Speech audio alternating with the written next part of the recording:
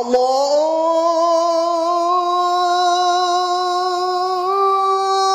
আকবার, আল্লাহু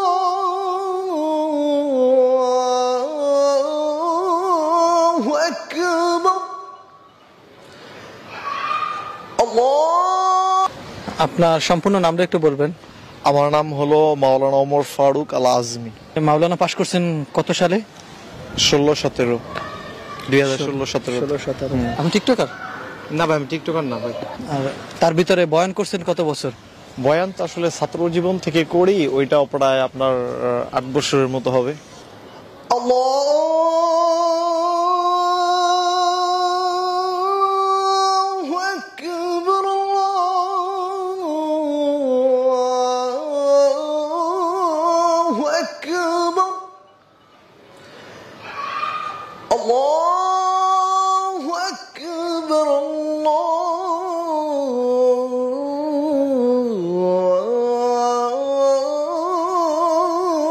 আল্লাহু আকবার।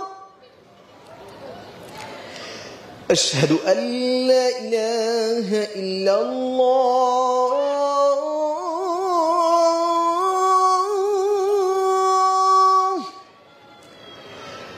أشهد أن لا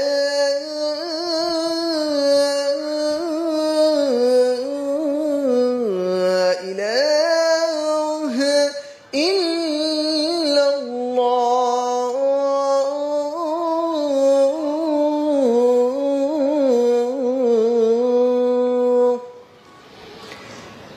أشهد أن محمد رسول الله.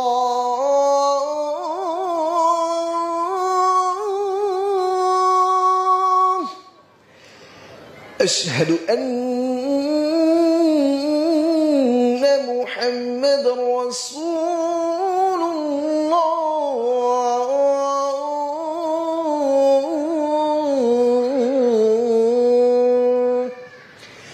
حي على الصلاة.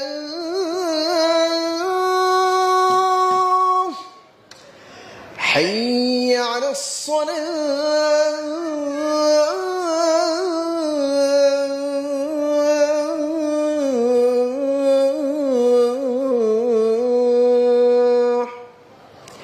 حي على الفلاح.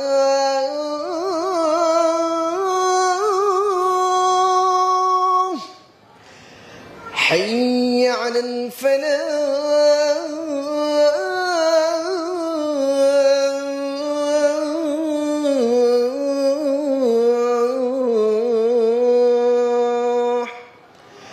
الله أكبر،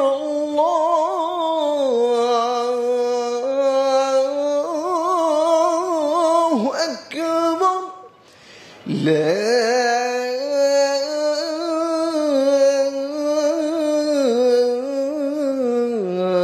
إله إلا الله. আলহামদুলিল্লাহ, অনেক সুন্দর হয়েছে। আপনার যে কণ্ঠটা অথবা আপনি যেভাবে সুন্দরভাবে সুর দিয়ে আজান দিছেন, এটা কোনো মসজিদের বা ইসলামের পথে ব্যয় করলে ভালো হতো না? হতো, দিয়েছি জীবনে বহু আজান, আল্লাহর রহমতে মানুষকে আজানের মাধ্যমে আহ্বান করেছি আল্লাহর পথে, দিয়েছি অনেক। এখন কি আর মন চায় না? মন চায়, যাবে না কেন? অবশ্যই যাবে। আল্লাহর পথে ডাকা তো এটা ভালো একটা কাজ, কিন্তু আপাতত আজান টাজান দিচ্ছি না। তাই? বর্তমানে কি করেন আপনি? বর্তমান কিছু করতেছি না, আপাতত আছি, ঘুরতেছি, আড্ডা দিতেছি ফ্রেন্ডদের সাথে, এইভাবেই চলতেছি। আপনার সম্পূর্ণ নামটা একটু বলবেন? আমার নাম হলো মাওলানা ওমর ফারুক আল আজমি। মাওলানা ওমর ফারুক আজমেরি। আচ্ছা, আপনি মাওলানা পাশ করছেন কত সালে? 16-17, 2016-17। আর তার ভিতরে বয়ান করছেন কত বছর? বয়ান তো আসলে ছাত্র জীবন থেকে করি, ওইটাও প্রায় আপনার 8 বছরের মতো হবে। 8 বছর হবে। ভাই, এত সুন্দর আপনার মুখের কথা, এত সুন্দর আপনার বয়ান, এত সুন্দর আপনার আজান, ঠিক আছে, সবকিছু ছেড়ে চুলে কালার করতে হবে, এটা কোন জিনিস? চুলে কালার আসলে একটু মন চাইছে, এই জন্য আর কি করছি। সবাই করতে পারলো তো আপনি পারেন না।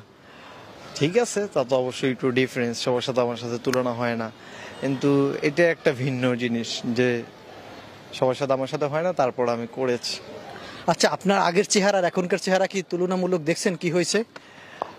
কি হয়েছে বলতে আসলে অবশ্য মানুষ ভালো কাজ করলে তো তার চেহারায় নূর থাকবে, এটাই স্বাভাবিক, কিন্তু ভালো কাজ না করলে চেহারায় নূর থাকবে না, এটাই স্বাভাবিক।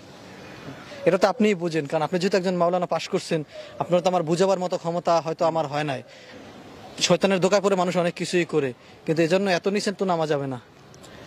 যাই হোক ভাই, হয়তো আমি যা করতেছি এটা 10 জন মাইনা নিবে না বা তাদের কাছে ভালো লাগবে না, তারপরে যেহেতু করতেছি এটা আসলে এখন আসলে আমি এতদিন মিডিয়ার সামনে আসি নাই বলতে ইসলামী অঙ্গনে আমার বয়ান আছে বা আজান বিভিন্ন ভিডিও আছে, কিন্তু আসলে এই অঙ্গনে আসলে ওরকম আমাকে কেউ চিনে না বা জানে না, কিন্তু 2-1 দিন যাবত আসলে মিডিয়া আমাকে খুব ডিস্টার্ব করতেছে। মিডিয়ার দোষ না আপনার দোষ? দোষটা আসলে দেখেন, আমি চুলের কালার করেছি বা যাই করেছি, এই বিষয়টা যদি মিডিয়াকে যদি না জানানো হতো তাহলে মিডিয়া কিন্তু অবশ্য আমার পিছনে আসতো না বা ঘুরতো না, ডিস্টার্ব করতো না, বুঝতে পেরেছেন? এখন আসলে আমার জন্য কি হবে, 10টা হুজুরকে গালি দিবে, ইসলামকে গালি দিবে, মাদ্রাসা মসজিদকে গালি দিবে, আসলে এটা তো আমি চাবো না। আমি আপনাকে বলি, আপনার একার কর্মফলকে 10 জন আলেমের উপরে পড়বে না আপনার উপরে পড়বে? 10 জনকে মানুষ টার্গেট করে গালিটা দিবে, 10 জন তো আসলে এই কাজ করে নাই, কাজটা করেছি আমি একা। যে 10 জনকে টার্গেট করে গালি দেবে, সে আবেগ দিয়ে বলতে হবে না বিবেক দিয়ে বলবে?